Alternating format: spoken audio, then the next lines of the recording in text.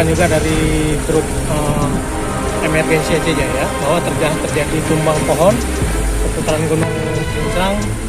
Kita tanggapi bersama pihak PLN juga turun ke lokasi untuk mengecek, dan alhamdulillah tidak ada korban jiwa. Memang menurut informasi tadi pohon tumbang menutupi badan jalan, tapi setelah kita cek ke lokasi bersama petugas damkar dari Pos Calang, dan sudah kita bersihkan ini cemara yang tumbang, alhamdulillah tidak ada terjadi kecelakaan ataupun yang dapat menghambat laju lalu lintas barat selatan, pantai barat selatan.